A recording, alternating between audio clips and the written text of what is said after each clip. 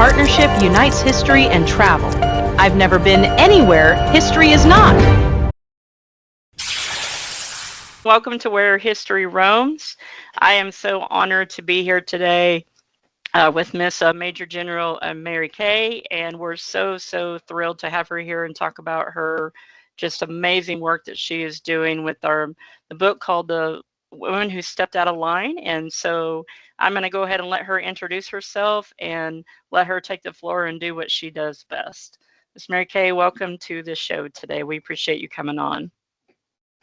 Thank you so much, and I do appreciate it. And I like your motto about I've never been anywhere where history isn't, which is certainly true. It's just whether or not we pay attention and realize what occurred in these places before we arrived there. So this book about women in World War II was not something I intended to write.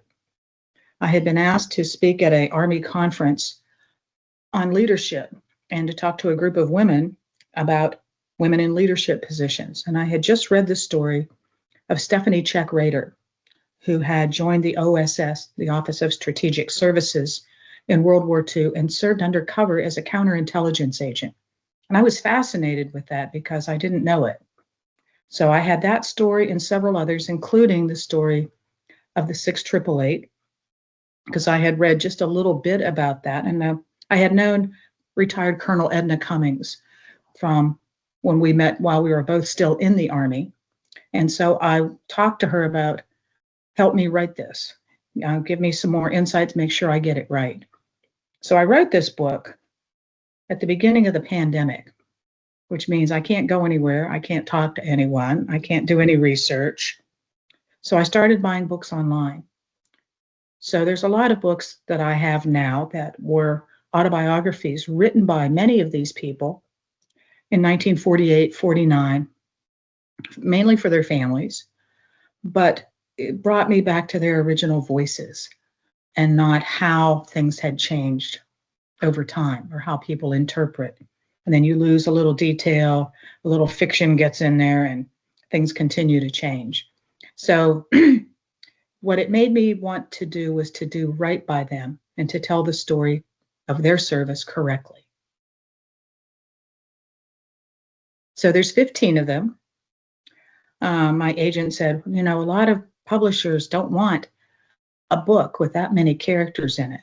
They like 3 or 4. Who do you want to cut? And I said, I was thinking of adding more. So that ended that discussion. And thankfully, Source Books decided to take a chance on this. And it came out right during the pandemic. And as you and I had talked earlier, I was fortunate to be able to speak at the National World War II Museum's International Conference in November of 2021. We all had to wear little armbands that said we were cleared and it was safe to be around us. But it was a fascinating experience, and it helped me launch being able to talk about this book and the people in it to greater audiences and to have more people learn about them and how important it was what they did. And so many of them left a legacy, a big legacy of service that their children served or their grandchildren. And I have been fascinated with that too. So by the time the war ended in June for the European theater, in May, or in August for the Pacific theater, it was 6 months later that they all went home. And that's about what it took. They called that the magic carpet, because right now when I talk about the end of the war, that was the program the Army came up with to send over 8 million service members home from 55 theaters of operation in 4 continents. And it took until December to send back everyone from Europe. And then it wasn't until September of the following year that the rest of those who were in the Pacific were finally home. They took every ship they had, hospital ships, aircraft carriers, destroyers, many of the ships that had been taken over by the Navy at the beginning of the war. It took every ship they had to do this. But they got it done. Yes, indeed, for sure. So I actually happen to have the picture in my house that you have on the cover of your book, which I thought was, oh, that was so cool. Um, can you tell us a little bit more about the ladies on the front cover? Like, one of the things that has always been curious to me is how they were able to get allowed to be able to fly the planes or work on the planes because of how that was seen as such a masculine position. And I'm sure it was at many points the desperation or the need for people to help with it. But can you tell us a little bit more about because you see that's a very popular picture and you see it in a lot of places. And I'm just curious to know the history or some of the names of the women if you know them. Well, the cover is a design that is picked out by the publisher. So the publisher liked this picture, so they wanted to use it. And they asked me if I liked it. And I said, well, it's all pilots, and it's not all pilots in the book. And they said, yes, but Mm-hmm. look, they're in a line and they're getting ready to step out. And I said, okay. So they're getting ready to step out of line.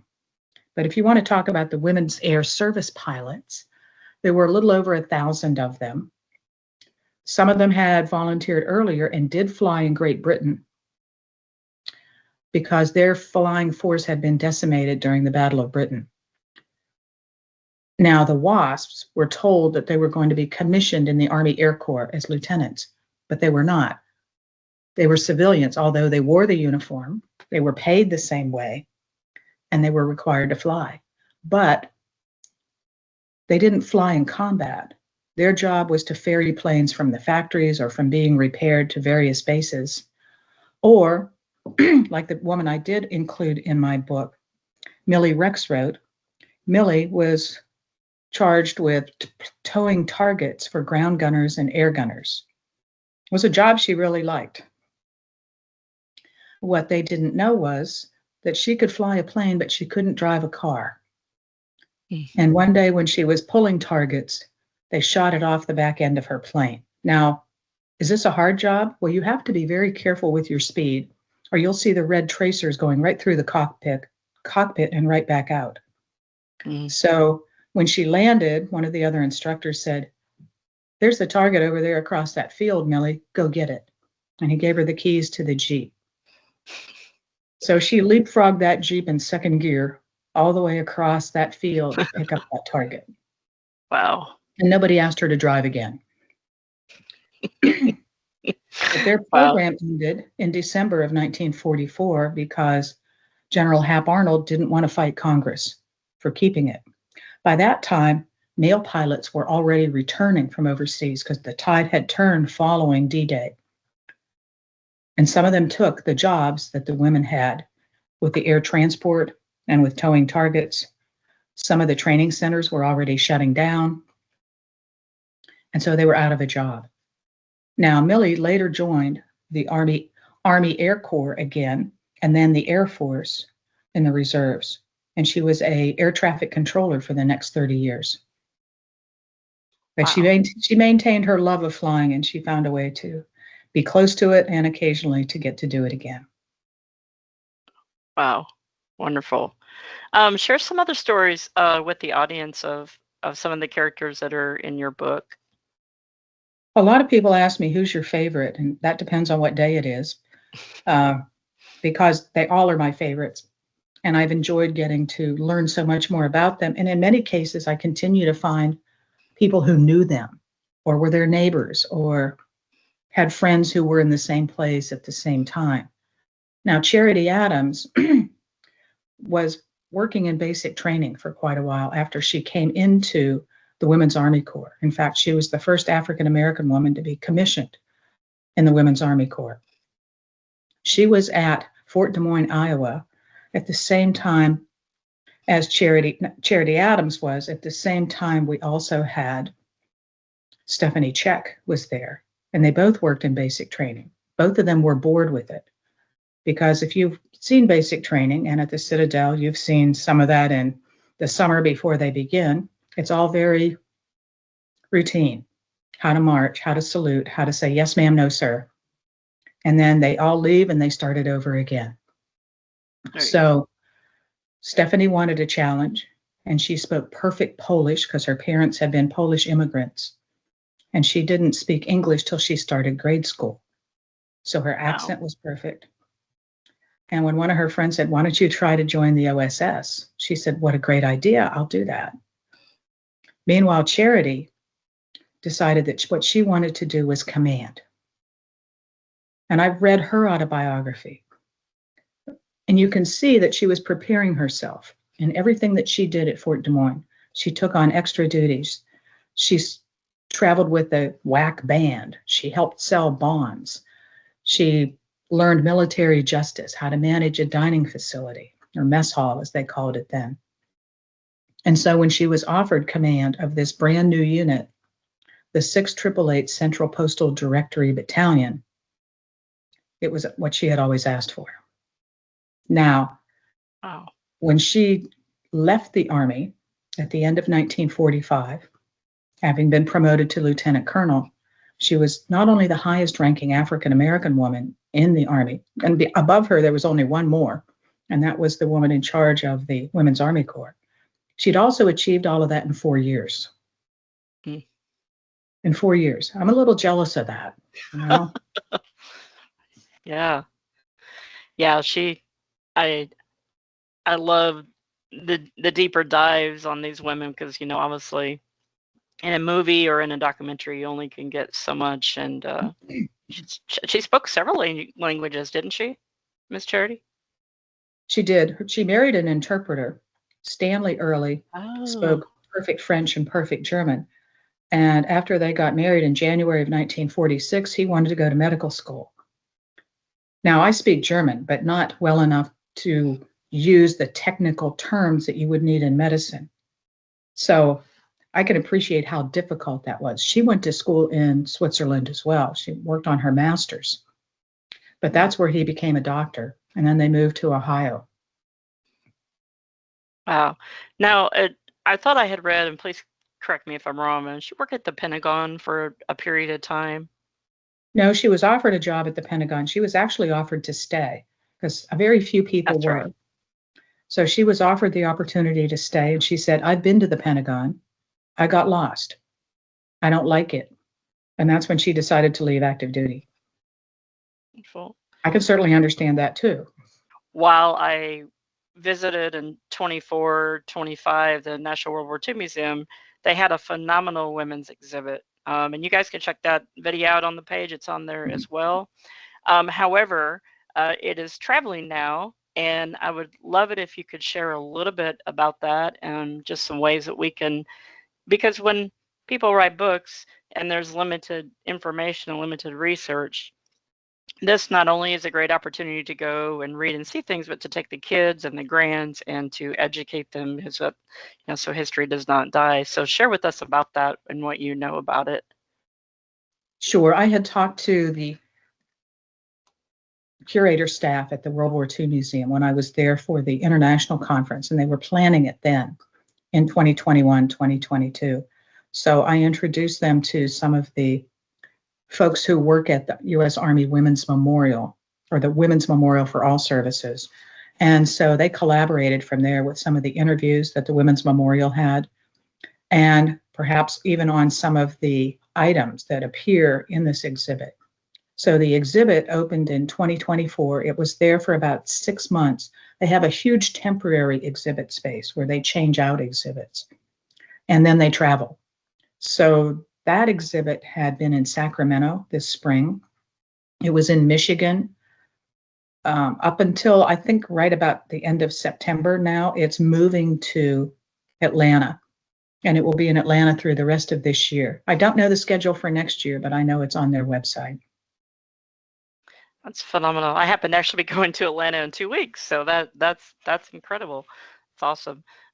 So as in the alignment of how history, I think from what I've learned and discovered, it's very challenging to find not only information but accurate information, and a lot of the files I think have been erased. Um, and so when you started looking into the characters, beyond just, the family information that they had, were you able to successfully get into a lot of those records, or did it kind of depend on the situation and the person? Well, it's not that records have been destroyed. There were some personnel files that were lost in the 1950s in St. Louis, where all of the military personnel records are archived. So there was a whole swath that were destroyed or partially destroyed. And so many people who've tried to submit a request to see the discharge papers or the information on what their father did or their grandmother, they're not finding them. But some of those have been restored and are there now. So if there are any of your listeners who are still wanting to learn more about what their parents did, that might be a way to look and ask again. If you have their service number, which if they were buried as a veteran, you will have that. And that's a good way to start because you will have that to look anywhere. Some of the sources I used were probably, again, because I was stuck at home, a little different from what you might be able to use otherwise. So not only autobiographies, but newspapers of the time. A lot of newspapers are online, and you can always look on some of these sites like Ancestry to find out a little more, perhaps, if there is a relative, or even if it's a different relative who did a family history, you can get some more dates in there. Sometimes dates aren't accurate. I started out with obituaries, and I found a lot of inaccuracies in those too, or that they were written by people who didn't understand the military. So if we're talking about, say, one of the nurses, the nurses in a field hospital would have to put up the tents when the hospital moved. And it moved typically every 10 days behind the infantry or armor units it was supporting. Wow. So 18 nurses putting up a GP medium tent, that takes a lot of work. Wow. And what I had read about it in one of these obituaries was, and then the nurses put up the tent. Well, there's a little more to it than that. Yeah. When I read Stephanie Check's obituary, it said where she was at in August and September of 1945 was Warsaw, Poland. It was a dangerous place, and the naval attaché disappeared. Well, no, he didn't. He fell off a bridge in the fog. How do I know that? Because the ambassador there at the time wrote an autobiography. So I found his autobiography. And if we're talking about people in the Pacific, you can also find unit histories. A lot of people who wrote histories will mention their friends and their buddies. And it just might happen that someone's grandfather or grandmother would be one of those. So that's how I found out more information. I spent a lot of time in the 80th Division in the Army Reserve, which in World War II was an infantry division. And a lot of people who were in that unit then wrote their personal histories. So I found a few of those, and from that I got just a few more details that I could use. And of course, there's some documentaries of the time too that are, some of them are pretty funny, telling the Women's Army Corps members how to walk, how to act, how to salute. I think you probably saw that in that exhibit at the World War II Museum, because they have some fascinating artifacts there, including a silk wedding dress that was made out of a parachute. I love that. Awesome. That is really awesome. One of the fascinating things that they did in that museum was, before it was too late to interview them, they interviewed, I think it was 4 different women that were still living, and they turned it into like a hologram type of, like, you can stand there and press a button and ask her any question. Thank you for your service. You're welcome. I mean, within a range of questions, I'm sure. And they were able to interview them. One of them was Miss Romay, and I got to meet her, and then she passed away just this past year. And she was, just for those that don't know, she was part of the 6th AAA unit. And that was such a neat experience to see that, and it's very cool, very cool. Yeah, the World War II Museum has done that also with a number of Holocaust survivors. So you can see those too. And that interview with Miss Romaine also travels with the exhibit.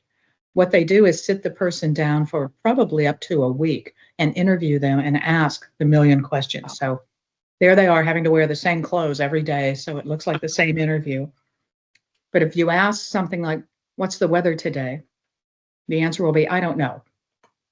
And of course, they got a little testy after sitting there for 18 or so hours answering questions too. Wow. But it's a beautiful legacy to leave, and it's a wonderful experience to be able to talk to them.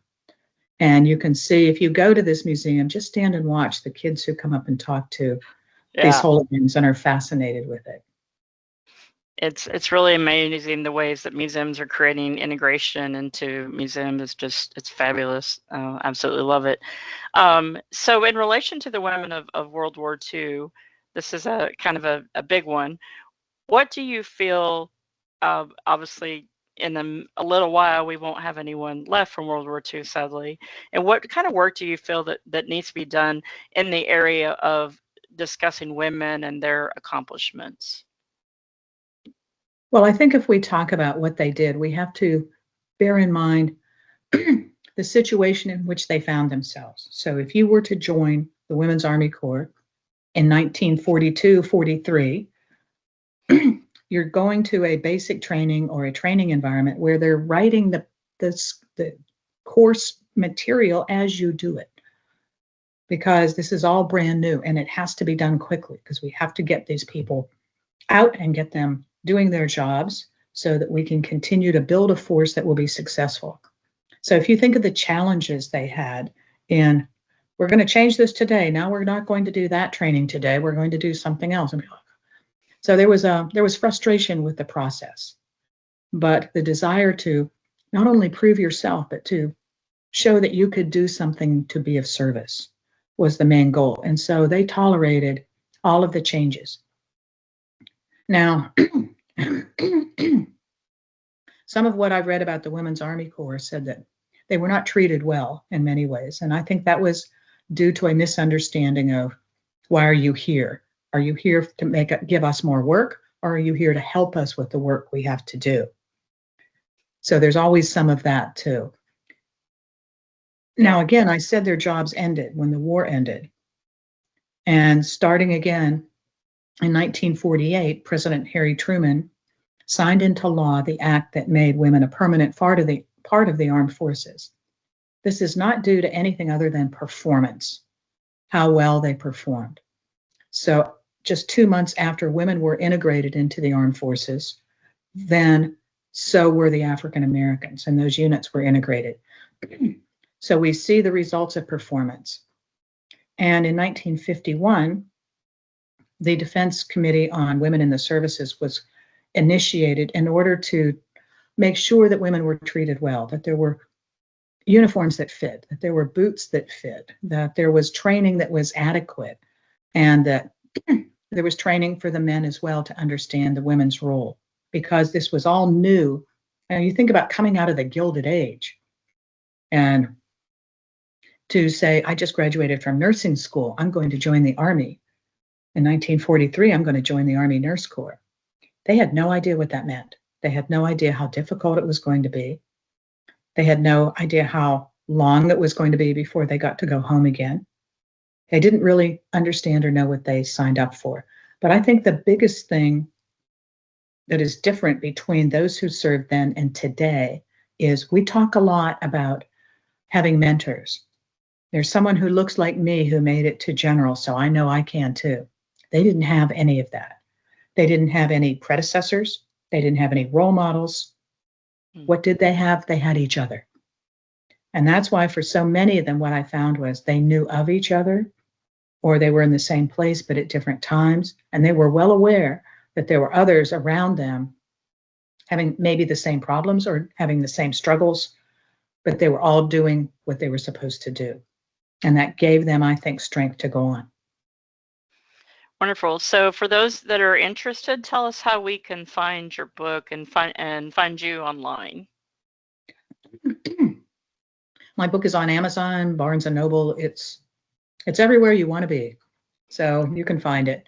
I do have a website. It's my name, marykaeder.com, mkaeder.com, and it's also called Benson's Review.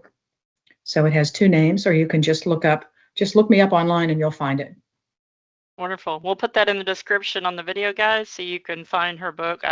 Share the Amazon link as well as some other key links. And so now let's talk about something really, really exciting, and that is your new book that you have coming out. And tell us about that. Now, it came out, sorry, I'm having an allergy moment, in 2023, and it's about police women in New York. Because one of my friends, after the first book came out, said, well, that's really interesting, but you need to write about my grandmother. She was a cop in New York City starting in 1918. So I'm immediately intrigued by this, and she gave me a few newspaper articles, and I was hooked. So that is the second book, The Girls Who Fought Crime. It is still out there. And in fact, last weekend I was in New York when the precinct where she served for 22 years, the 108th precinct in Queens, named the street in front of that precinct for her, which was an amazing event for the NYPD, for the family, and it was just a beautiful day. I'll tell you, they don't have a historian. They don't have a lot of files either. Most of them were destroyed before 1930. So research in that time period, around 1918 to 1940, is really difficult. There are a lot of newspapers in New York, but there's also not a lot of, well, let's say standards for some of them. And whatever story I found, I needed to find 4 or 5 other sources just like it so I could verify what I had found. Now, the next book will come out in spring of next year. And this one is called The Girls Who Stood Off Stage, meaning people who never got any credit or were recognized for anything that they did. It's kind of the same era, but I'm still doing the preliminary work on that one, so we'll see. Wonderful. And just I want to highlight one thing. There's different things you can view on YouTube of Miss Mary Kay. It's phenomenal. But the Franklin D. Roosevelt Library did a podcast, and I think it was even a few years ago. However, in the description box, you'll see the link. And the reason why I'm sharing this is because it's a fabulous presentation that she has done. And for those of us that really like to see visual things and more information on a deeper dive, it's a fabulous podcast that I wanted to highlight.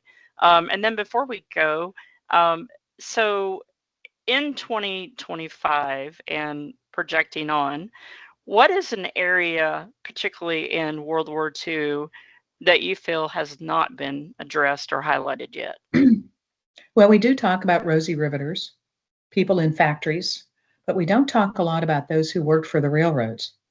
There were a lot of women who worked on the railroads, preparing the trains, cleaning the trains, getting them ready to go, because most of the traffic cross country in World War II was by train. There's also several engineers that I want to highlight who worked on trains, civil engineers who improved seating and the passenger experience and how fast the trains would go, what the routes were going to be. So I'm going to have an engineer section.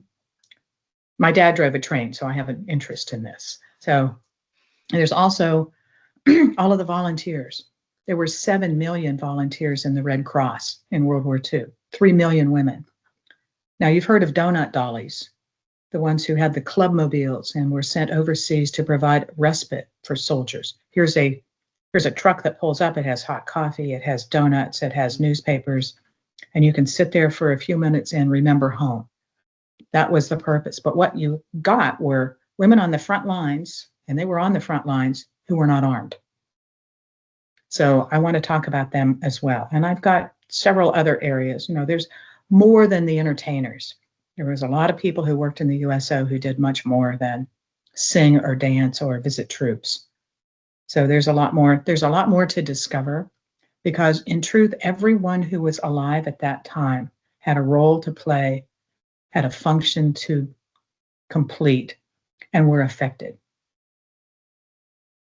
That is amazing you shared that, because it's actually one of my special interests, and the, just like talking about how pivotal the trains were in World War II, and how also a lot of the ways that we were able to prevent and delay the enemies was through trains, and like shooting and firing down trains and supplies and armor. So that's really, really cool.